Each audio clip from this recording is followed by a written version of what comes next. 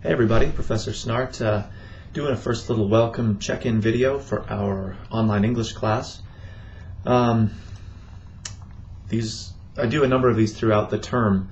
It obviously kind of helps to provide a sense of, class. That was funny.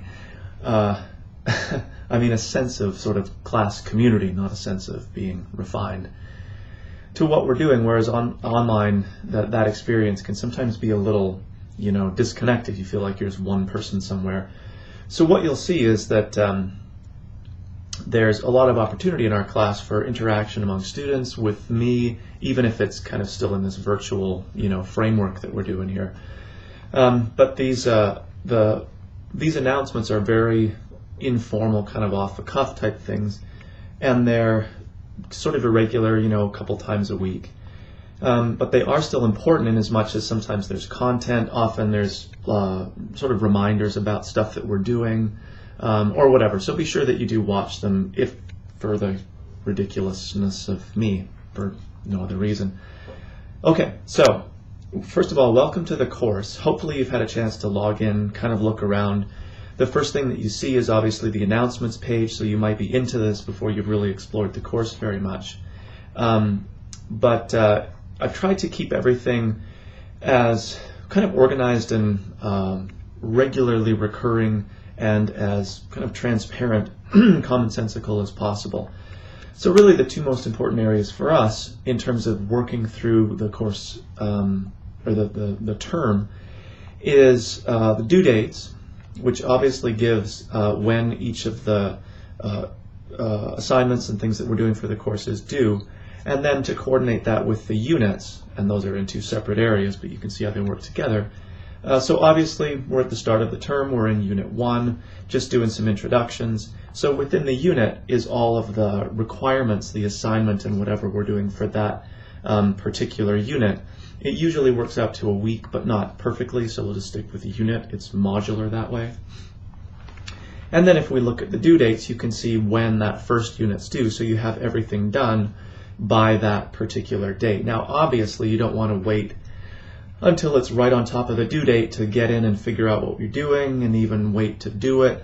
Often the assignments that we're doing require, reading that takes time, writing that takes time. Sometimes you're posting to discussion boards and responding to other people, and that takes time. So obviously, even though the due date might be at the tail end of a week, for example, you're not necessarily leaving this until after everything else in your week is done and then logging into the online class. I think that's kind of a common mistake that people make, is because it's online, it's flexible, so we think it's maybe easier, or because it's flexible, we don't schedule time for it in the way that we would be forced to if we were taking the course, in face-to-face. You have to be in class at 10 a.m. on Wednesday, or whatever the case might be.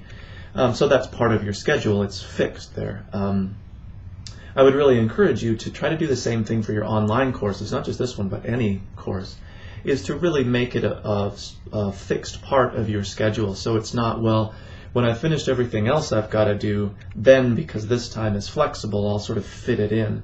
We all know that things kind of pile up and you don't really quite get to it, and then a couple of days pass and all of a sudden you're on top of the due date. And if you're getting work done on time, it's not very good. And that's pretty obvious. We try to spend a lot of time delineating what's a good essay or what's a good discussion board post versus a kind of mediocre one, and what's a bad one look like. I think we all pretty much know, especially if you've done these kinds of things before, and even if you haven't, it doesn't take long to really get a sense of being able to see who's invested time, energy, thought into what they've posted, and who hasn't, who's done it at the last minute. So you guys can see it, I can see it, it's pretty obvious. I have laid out, obviously within the units, and then even as part of the kind of grading area of our course here, basic expectations, but again, if you know that it's crappy in the back of your mind, then I'm going to know it too.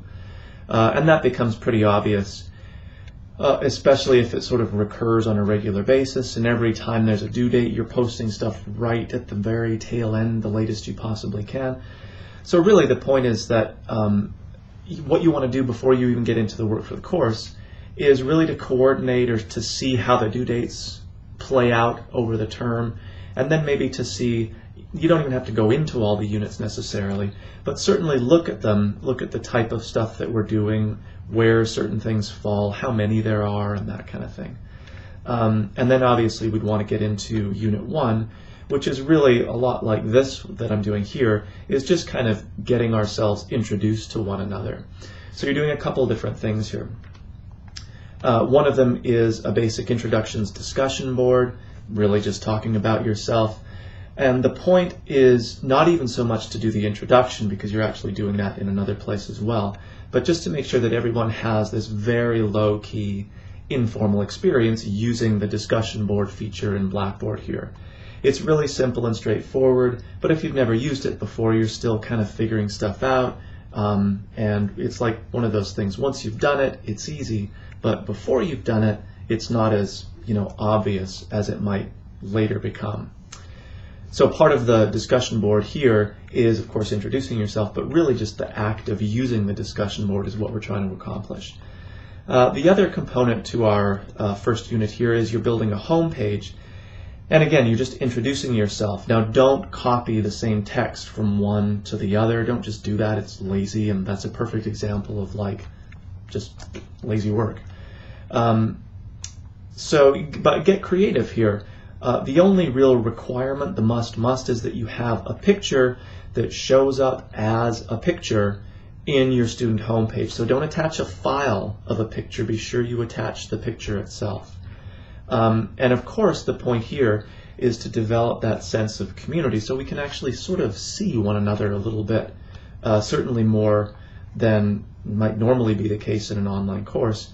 And obviously, we're trying to duplicate a little bit of that, face-to-face sense of I'm in a class with these peers or colleagues of mine, friends of mine, not just you trying to do this work on your own, because it really isn't that kind of a course. There's a lot of interaction and exchange with peers and getting feedback and providing responses and all that kind of stuff. So hopefully it feels more like a face-to-face class in as much as you get to interact with people than, again, maybe a traditional online class might feel, which can be a little isolating. So it's really important that you get a picture of yourself up here as part of your home page. That's probably the most important part of the entirety of Unit 1, in addition to getting yourself kind of oriented to Blackboard, is getting a picture posted up there for others to see. Okay, so again, in terms of success in an online course, really any online course, but particularly these ones, is just following directions, especially once we get into more of the content stuff for our course and beyond these very informal introductions. It's really crucial to read instructions carefully, be sure you do all the things that are required, don't do a great job on just half of it, because then you get, half the grade, even though it's great work, but you just haven't done all the requirements. So read the directions really carefully and budget your time, manage your time. I've taught tons of these online courses, and I see it over and over again. People just don't manage their time. Because it's flexible, for some reason, we just let it be the thing we'll do when everything else is out of the way. And there's always something else to do rather than get into your Blackboard stuff. So I strongly, strongly encourage you to budget time on a regular basis, like block it out of your schedule for doing the work for our course. It doesn't need to get all done at once necessarily. So that's the nice flexible part. You can go in, you can read the instructions and sort of think about them for a while, and then go back in, start the work, go back and finish it. You can be flexible that way, but don't let it turn into a day before the due date or the day of the due date, and all of a sudden you're like, oh, I better see what I'm supposed to do this week, and that'll reflect poorly in your work. It always does. There's really no way around it. So keys to success. It's really as simple as time management. It's so simple it's corny, but it's true, so there you have it. The other thing is obviously reading directions completely and following them thoroughly. That's again, one of those commonsensical things. Like I said, you can do great work, but if you've only completed really half of the assignment, then you still get, really a failing grade because you've only done half the work, even if it's really stellar. So just be sure you're completing all of the components of all of the units that we're doing. All right, so check out the due dates. Obviously, you can look at all the other stuff that's going on as far as course policies and whatever else. Check the due dates. Maybe look at the units list just to see what's coming up. And then when you're ready, jump into Unit 1, and I look forward to meeting everybody, virtually at least, through our discussion board and the homepage assignment. You'll also find my contact information, so feel free to connect with me on Skype, send me an email if you have questions or you just want to say hi or whatever. Again, good piece of advice as we get started here is if you're unsure about anything, even if you're sort of 99% sure but you're just a little not 100% confident, email me and ask. If you have a question, just a concern or whatever is going on, it's always better, and you do better work honestly when you're 100% sure that you're on the right track. Whereas if you're kind of 99, and especially if you're down in the whole 75% sure area, absolutely confirm with me. Even if it's a really simple technical kind of thing, be in touch with me. There's also, resources for Blackboard, sort of more technical help as far as how do I log in or how do you maneuver through Blackboard. So there's lots of campus, technical support for that kind of stuff. But you can also contact me and I can do my best as well. I just noticed on my video screen here, I have a picture of Einstein in the back, which I feel makes me smarter somehow. Maybe not, I don't know. Oh, and my degree, which is you probably can't read the text, so it could be anything. Crackerjack degree, but it is real, trust me, I'm a doctor. Okay, that's about it. So send me an email if you have any questions or concerns, and I look forward to meeting everybody virtually.